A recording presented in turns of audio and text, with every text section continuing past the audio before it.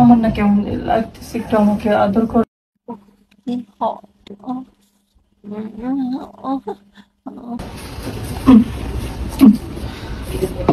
এই আরে, আমার না কেমন লাগতেছে, একটু আমাকে আদর করো না। কেমন লাগতেছে তোমার? একটু আদর করো প্লিজ। এসব কি বলতেছো? পাশে ছোট ভাই শুয়ে আছে। তো কি হয়েছে, ও তো ঘুমায় রয়েছে, একটু করো না। দেখো প্রতিদিনই তো করি, আজকে না হয় না করলাম। না, আমার আজকে লাগবে।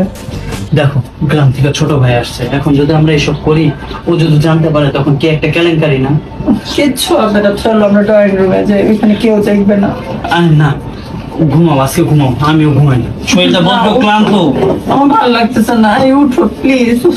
আমার ভালো লাগতেছে না, উঠো। আজকে একটু নিজের কন্ট্রোল করে রাখো। না, আমার লাগবে। না, তোমাকে নিয়ে আমি বাঁচতেছি না, থাকো তুমি, আমি আর এখানে শুবোই না। কোথায় যাচ্ছ? ড্রয়িং রুমে গিয়ে একা শান্তিতে একটু ঘুমাইবো। শোনো না, এই দাঁড়াও।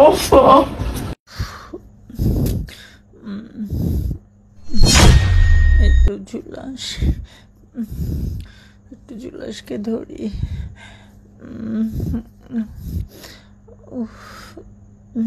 কি হট, ও অনেক হট। আরে বাবা, একটু কি করতেছেন আপনি? একটু কাছে আসো, একটু কাছে আসো না প্লিজ। এসব কি করতেছেন ভাবি? এই চুপ চুপ, তোমার ভাই হিসাব করবে, আস্তে আস্তে কথা বললো। আমি তো তোমার ভাবি। কি হয়েছে ভাবি? আপনি এত খারাপ ভাবি? এই শোনো না, ভাবি আর দেবরের ভিতরে তো কত কিছুই হয়, আসো না। ছাড়েন ভাবি, ছাড়েন। আপনি যে এত খারাপ আমি জানি না ভাবি, কারণ একটা মেয়ে হয়ে আপনি নিজের শারীরিক চাহিদা মেয়ের চাইতে পারেন না। আমি একটা ছেলে হয়ে কেমন কন্ট্রোল করবো? বড় ভাবে শুনছি মায়ের সম্মান, কিন্তু আপনাকে আমি মায়ের মতো সম্মান করি ভাবি। আপনি আমার কাছে আসবেন না। এই চুপ, কিসের মা? ভাই, ও ভাই।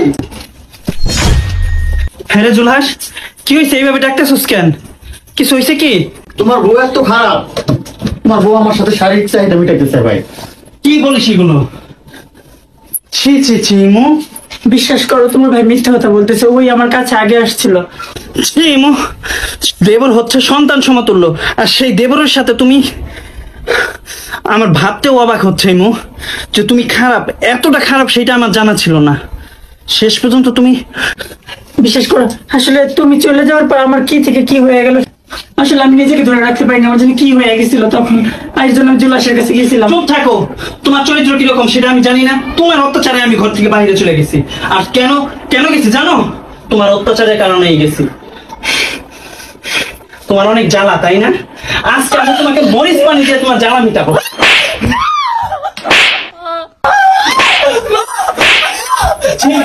যে মেয়ের কাছে সন্তান সমতুল্য দেবর সেফ না, তার কাছে বাপ ভাই কেউ সেফ না। তোমার মতো কিছু খাইস্টা মহিলার কারণে পৃথিবীর এই অবস্থা। তোমার কাছে কেউ নিরাপদ না। শেষ পর্যন্ত তুমি।